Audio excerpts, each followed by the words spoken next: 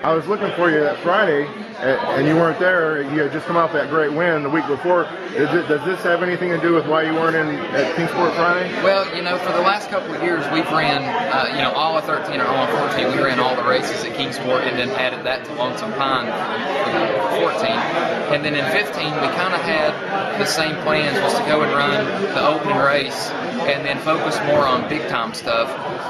It didn't really pan out as well as I thought until about halfway through the season. Eric approached me and said, I've got this, I want to do this. So we went and gathered up a car and we went to Iowa and Dover last year. Had great speed, showed what we could do, just ended up having mechanical failures in both races. So this year we put together a 4-race program, and it's been a lot of behind-the-scenes work. With that being said, it was conflicting with some other races, and we're going to be back to Kingsport. We love the local style racing. I love my late model and coming and competing for wins, and also that brings more media to this, and then vice versa, this to that. So I'm really excited for everything that's going on in this area. Well, which 4 races are you running for Eric? We're going to start out the season at Bristol on April the 16th, and then we're going to move forward and we're going to do all Cup-related tracks. It's going to be New Hampshire, Iowa, and Dover after Bristol. Okay, so you're going to be racing in front of a big audience then. Yeah, we done Iowa and Dover last year. New Hampshire's going to be my first time going there this year, so that's going to be a good race for us as well. New adventures is always good. We done 2 races last year, and on very short notice was both of them, and we had, like I said, really good speed. I've been in these cars in the past. I've probably got about 7 or 8 races under my belt in the K&N series.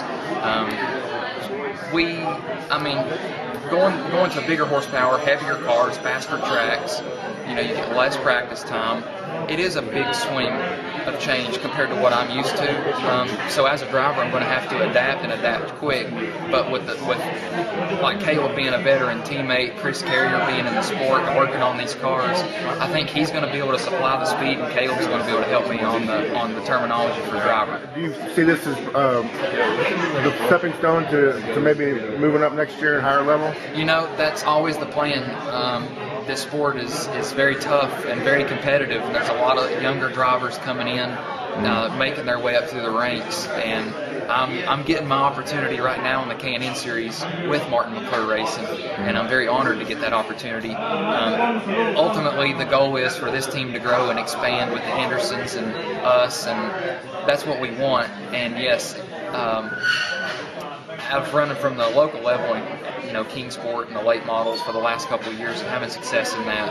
I was waiting on my opportunity, so I'm glad that it really came about, and I hope that I can showcase what we can do in the K&N level. It doesn't always come, no matter how good you are. You got to be really happy that this all came together for you. Exactly. It's been a tough journey. I've been racing since I was 6 years old. When I first started, I was pretty young, so ultimately you're like, we're going to make it. And then as you get older, you start facing reality and what can come about and the financial standpoint of everything. And it does take a toll on you when reality hits you. So to get this break, at least for the K&N level, it's a great load off my shoulders.